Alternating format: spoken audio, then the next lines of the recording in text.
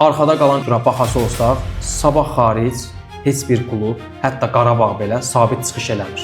Neftçi komandası ilə son dəqiqələrə qədər çempionluq mübarizəsi gedib Neftçiyə uduzmuşdu. 2 mövsüm ardıcıl Qriqorçukun Qəbələsi mən yaxın keçmişdən danışıram. Ordinin Neftçisi Qarabağdan 4 xal öndə idi, səhv etmirəmsə. Sabahın özünü Murad Musayevin dönəmində lap yaxın keçmişdi. Son turlara qədər o çempionluq mübarizəsini apardı, o gərginliyi biz gördük. Biz rəqabətin artmasından danışırdıq ki, yəni son turlara qədər çempionluq mübarizəsi olsun. Biz bugün onu görmürük.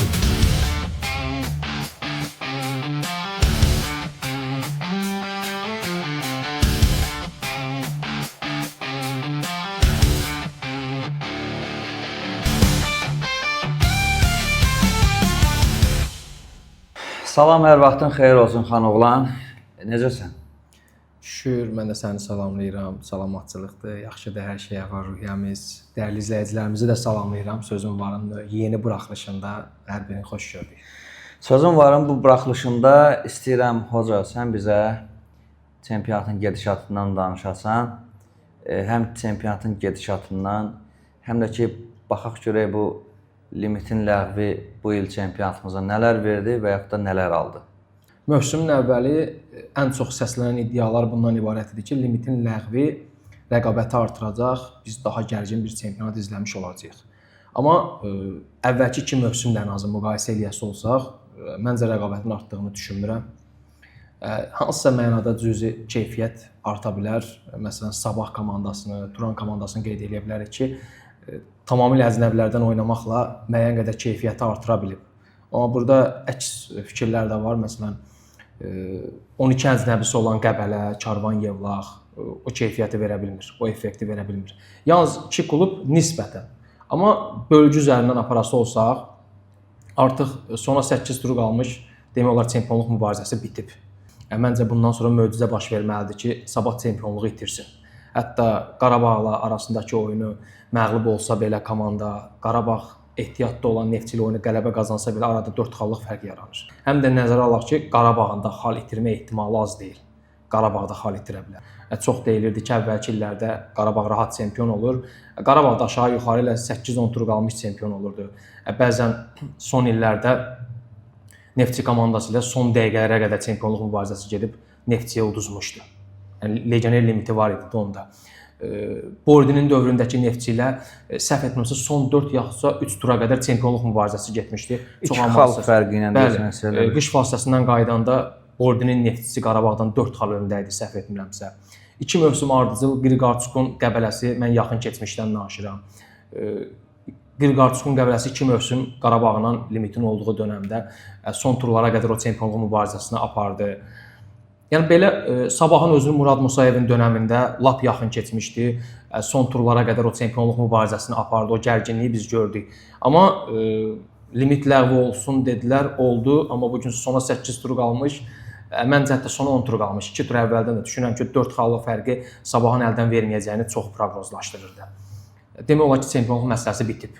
Yəni burada rəqabət tamamlandı. Çempionun adının dəyişməsi limit ləğvinin, yəni uğurlu olması demək deyildi.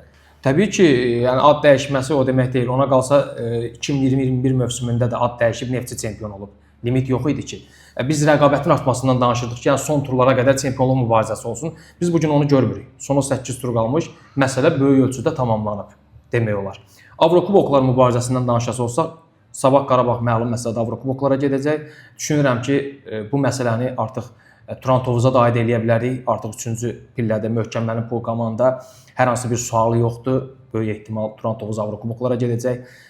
Yalnız 4-cü pillə ilə bağlı bir tərəddüd var. Zirə komandasıdır burada.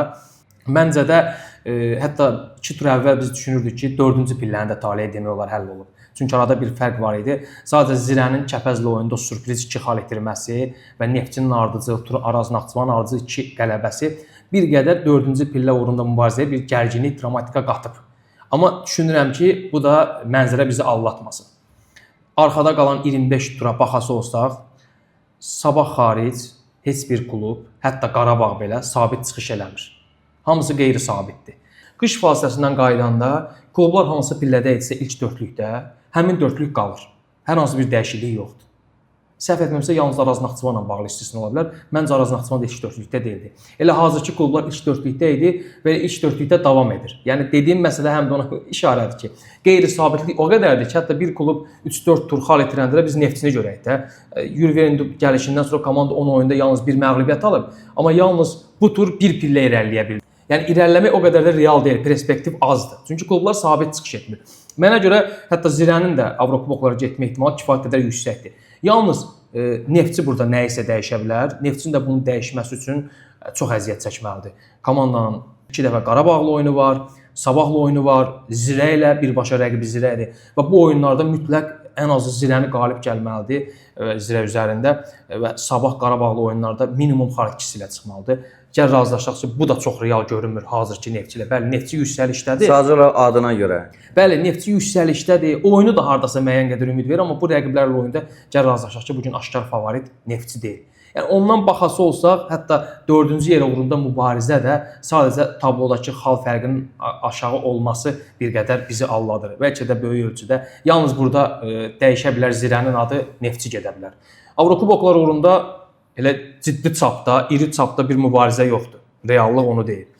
Liqada qalmaq uğrunda mübarizədən danışası olsaq, buna mübarizə demək olarsa, Karvan Yevlax artıq qışa qədər məlum idi ki, liqanı tərk edəcək. Bir sualım da olacaq sizə, elə son olaraq bunu deyim. Yəni belə deyək də, böyük ölçüdə limit heç nəyi həll eləmədi, bir fiasko demək olar buna. Ciddi nə isə həll eləmədi. Və tamam, indi bunun bu hissəsini keçdik. Yəni Azərbaycandan 4 dənə komanda artıq Avrokuboklarda bizi təmsil edəcək də yayda. Və limit də yoxdur. Siz istədiyiniz qədər oyunçu ala bilirsiniz və dəyişikliklər eləyə bilirsiniz də. İndi bir futbol mütəxəssisi olaraq sizə sualım odur ki, yəni sizin fikriniz önəmlidir. İndi limitin ləğvinin Avrokuboklarda bizə nə qədər təsiri olacaq? Əla yerə toxunmusan. Bir də bununla bağlı fikirlərimi tamamlayıram, mütləq suala keçirəm. Sən də unutma sualı. Sonuncu pillə ilə bağlı məsələ artıq aydındır. Karvan Yevlax liqanı tərk edəcək. Play-off məsələsi, bilirik ki, 11-ci yer tutan komanda 1-ci liqanın ikincisi ilə play-off oynayacaq. Biz düşünürdük hardasa play-off uğrunda Kəpəz, İmişli, Qəbələ arasında bir mübarizə gedər. Burada da demək olar mübarizə bitib. Kəpəz son qələbəsi ilə artıq 10-cu yerdəki yerini möhkəmləndirib. Hətta bir pillə irəliləyib İmişlini də arxada qoya bilər. Qəbələ komandası ardıcıl məğlubiyyətlərlə böyük ölçüdə bu sualın cavabını tapıb ki, Qəbələ play-off oynamalı olacaq. Və burada gizlənən digər bir fakt. Bu gün Karvan Yevlax 12 əcnəbi futbolçu ilə liqanı tərk edir. Bu gün 12 əcnəbi futbolçu ilə Qəbələ komandası 11-ci pillədədir. Bu gün 12 əcnəbi futbolçu ilə İmişli komandası 9-cu pillədədir. Və 10-cu pillədə olan İmişlidən cəmi bir xal geri qalan Kəpəz komandasının Azər Bağırovun, baş məşqçi Azər Bağırovun əlinin altında cəmi 7 əcnəbi futbolçu var. Və Azər Bağırovdur ki, Kəpəz ardıcıl 6 məğlubiyyətdən sonra gəlib Kəpəzin başına. Düşün ki, 6 oyunda da Kəpəzin başında Azər Bağırov olsaydı, bu gün əminəm ki, İmişlini də arxada qoymuşdu. 5-5-yə düşərdi. Ən az ilk altılıqda məncə düşünürəm ki, mübarizə apara bilərdi ilk altılıq üçün. Bu nəyi deyir? Yəni bu gün Azər Bağırovun özünün yığmadığı komanda ilə, cəmi 7 əcnəbi futbolçu ilə bu gündən rahat ilk 10-luqda qala bilirsə, play-off mərhələsi təhlükəsini arxada qoyub, liqadan düşmə təhlükəsini arxada qoyub, amma əvəzində 12 əcnəbi futbolçusu olan digər klubların axsaması onu göstərir ki, yəni legioner gətirmək çıxış yolu deyil. Legioner gətirəcəm, hər şey tamamlanacaq deyə bir şey yoxdur. Yaxşı seleksiya aparmaq lazımdır. Gətirəndə də yaxşı əcnəbi futbolçular gətirmək lazımdır. Yaxşı əcnəbi yox, məşqçi gətirmək lazımdır. Bəli, bu günləri Qəbələ komandasının başında əcnəbi baş məşqçidir, İmişli komandasının başında əcnəbi baş məşqçidir. Amma Azər Bağırov, hətta Sumqayıtıda bura qeyd eləyərdim. Düşünürəm ki, ilk 6 turda komandanın başında Azər Bağırov olsaydı, bu gün Sumqayıtı da bəlkə də qabaqlayardı Kəpəz komandası. Elə Saşa İliçə, nə bilim, Kaxabir Çıxacadzəyə, olsun Kaşqiliyaya, Azər Bağırov yaxşı nümunədir, yerli bir baş məşqçi kimi. Burada yerli əcnəbi söhbəti getmir. Gətirəndə daha keyfiyyətlisini gətirmək lazımdır. Məsələn, bu gün Dambraskas haqqında müsbət fikirlər səsləndirir. Adam həqiqətən səviyyədir. Bir yaxşı baş məşqçi kimi, kollektiv əl alması kimi, kollektivi formalaşdırması kimi heç gələndən sonra da ciddi transferlər etmədi. Bəli, Puxat, Simic kimi futbolçular var, amma kütləvi ayrılıq yaşanmadı, kütləvi transferlər yaşanmadı. Əlinin altındakı futbolçularla, müəyyən əlavələrlə yaxşı bir komanda formalaşdırdı. Belə baş məşqçi yetişməsinə demir. Kaşqil yanında hardasa bəyənmək olar. Niyə? elə də geniş imkanları olmayan infrastruktur falan baxımından əsas hədəf liqada qalmaq idi. Demək olar ki, böyük ölçüdə bu hədəfə çatıb. Amma Azər Bağırov nümunəsi düşünürəm ki, bir çox suallara aydınlıq gətirmiş olur. Və keçək sənin sualına. Sualımdan keçməmiş elə bu söhbəti biraz istəyirəm başqa cürə bitirək. Və sualım yaranır ki, bəs niyə Azər Bağırov kimi məşqçilərimiz dəyər verilmir? Niyə belə bir məşqçini sadəcə olaraq əlim yanında çağırırlar? Nicat, bu mövzuya bir sözüm var, mütləq həsr eləyərik. Bu mövzu çox spekulyasiya olunur, müzakirə olunur son dönəmlər.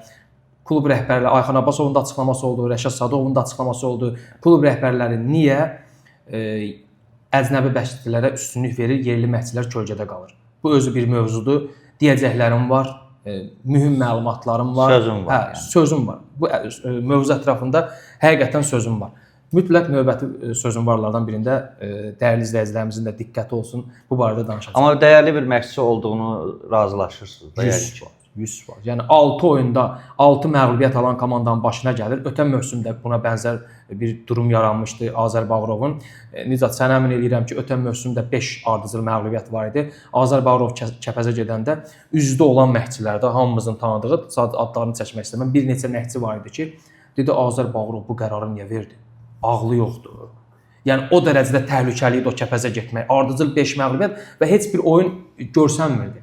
İşıq yox idi bu komandada. Bu mövsümün əvvəli də elə idi. Necə? Təsəvvürlə 6 oyun 6 məğlubiyyət, keyfiyyətsiz əcnəbilər, hər hansı işıq yox idi. Yəni Azər Bağırov gəldi, yeni transfer etmə imkanları da yox idi. Çünki 12 demək olar limiti doldurmuşlar, əcnəbi limit. 13-cü 100 min rüsum deməkdir.